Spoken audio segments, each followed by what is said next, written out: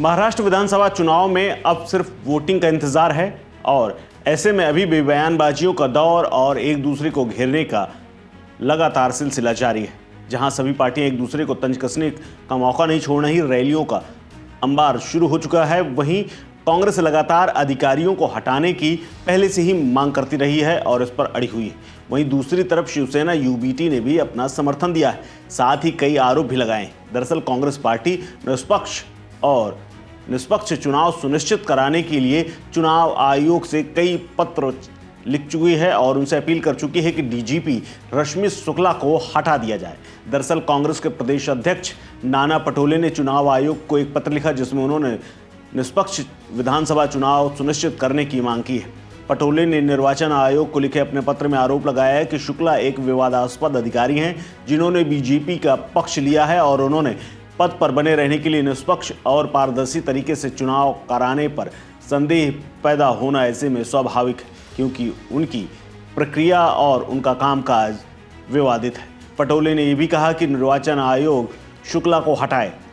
दरअसल तमाम पत्रों के बावजूद भी कांग्रेस अध्यक्ष के इस अनुरोध को नजरअंदाज कर दिया गया, लेकिन विपक्ष इस पश्चिम बंगाल और चुनावी राज्य झारखंड के शीर्ष पदाधिकारियों को हटाने को लेकर के बीजेपी की तरह ही यहां भी अनुरोध स्वीकार करने की मांग कर रहे हैं। इसके साथ ही शिवसेना यूबीटी के प्रवक्ता संजय राउत ने रश्मि को लेकर एक बड़ा खुलासा किया है। उन्होंने फोन टैपिंग का आरोप लगाया है। इसके अलावा चुनाव आयोग पर भी सवाल खड़े किए हैं। उन्होंने कहा है कि चुनाव आयोग यहाँ अपने हाथ बंधे हुए बताता है, लेकिन अन्य राज्यों में अधिकारियों को हटा देता है। क्या कुछ कहा है संजय राउत ने, सुनिए।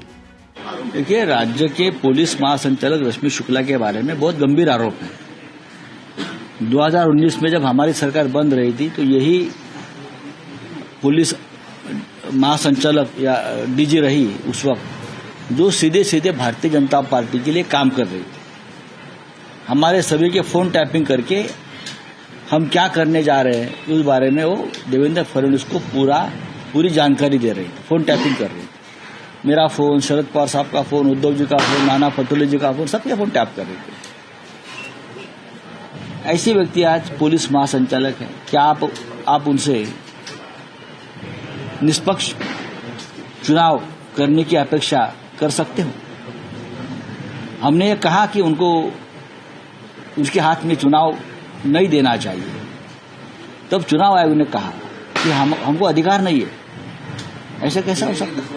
लेकिन उसी वक्त झारखंड के डीजी को बदल दिया, वो अधिकार में है, लेकिन रश्मि शुक्ला को बदलना आपके अधिकार में नहीं है। ये कौन सा खेल चल रहा है? ये महाराष्ट्र का चुनाव पुलिस दबाव तंत्र के ऊपर चल रहा है और उसके सूत्रधार रश्मि शुक्ला जी हैं।